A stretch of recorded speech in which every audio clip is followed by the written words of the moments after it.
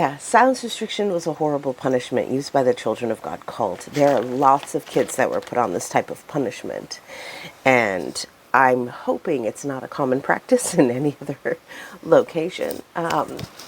But in many, many small little ways, we do teach children to silence themselves. And that's something that hopefully we are veering away from, because everyone deserves to have a voice. Everyone deserves to be heard. And so we should not be silencing people for speaking their minds and speaking out and telling us who they really are. Growing up, I often got in trouble for speaking out. Speaking at inappropriate times, talking too loudly, the tone of my voice, all of it. I was always just in trouble for talking, it seemed. The worst punishment I ever got was when I was 12 and I was placed on silence restriction. At this time, I was in trouble because I had corrected my teachers a few too many times. For clarity, I was born and raised in the Children of God cult, also known as the Family International. And speaking out and saying your opinion really wasn't a welcome thing. I'll be playing with my toys here. And we were homeschooled, and the teacher they had teaching us English was Brazilian. So I knew better English than he did, and I found myself correcting him rather often, and that got me in trouble.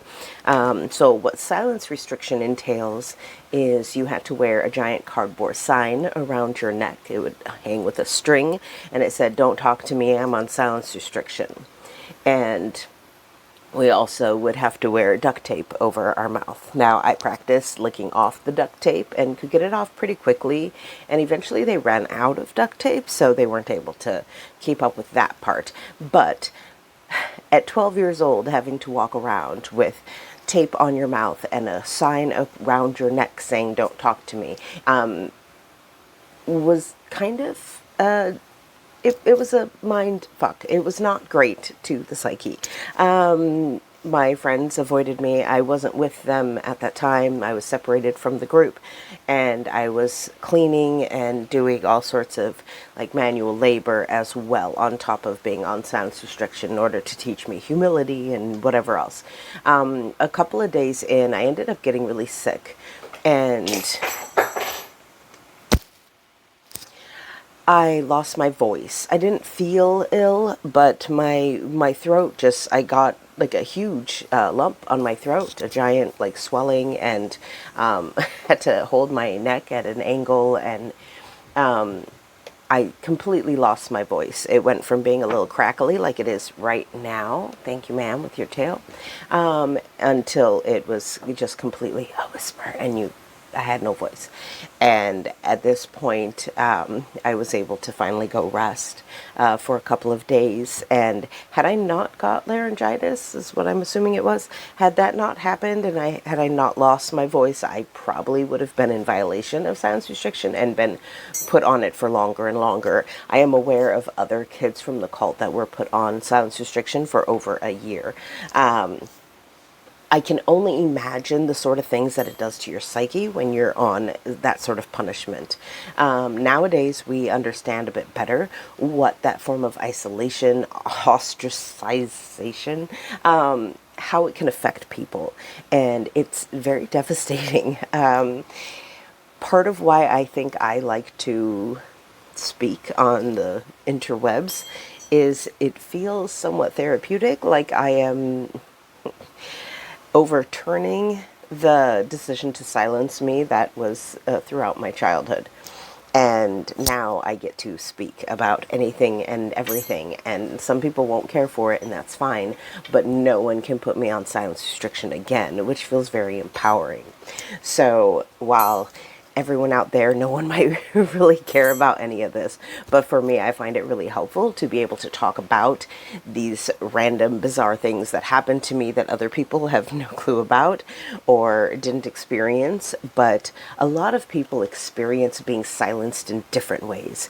Parents that avoid whenever you bring something up, they just don't want to discuss things.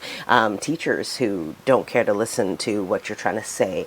Other people that should be there for support and for help and for guidance that just don't care what your perspective is and what your thoughts are on a matter. And being able to process all those things and being able to find a way to speak about your experience, to speak out, to say this wasn't great, or I enjoyed this, or just to share your opinion and use your voice to interconnect with other people is a marvelous thing. And we should not be discouraging people from using their voice. We should encourage people to speak out, because the more that we interact, the more that we share the real us and who we are, and our passions and our disappointments and what we love and what we hate, the more we can connect as a species. And I think everybody is so disconnected, and you say one thing and people just get riled up and interpret things so different. Like, it's almost like people just refuse to use their common sense because it's on the internet, and they don't think that there's a person on the other end that might be affected by their words. So people just spout off, and then other people spout off, and then it's this whole chaos of everyone misunderstanding each other. So I find that just trying to communicate and assume that people are coming from a place of good intent is a helpful way to connect with other people and to find a way of interacting and understanding each other. Because if we don't try, we don't try to understand other people, if we don't try to speak up and speak out and share our experiences, then what are we here for? Why are there so many people here and we're not even trying to actually connect? We're just trying to shout over the din, and that just feels exhausting. So anyways, this is a little snippet of my life, and maybe it's relevant, maybe I'm just rambling, maybe I'll upload it, maybe I'll delete it, who the frick knows.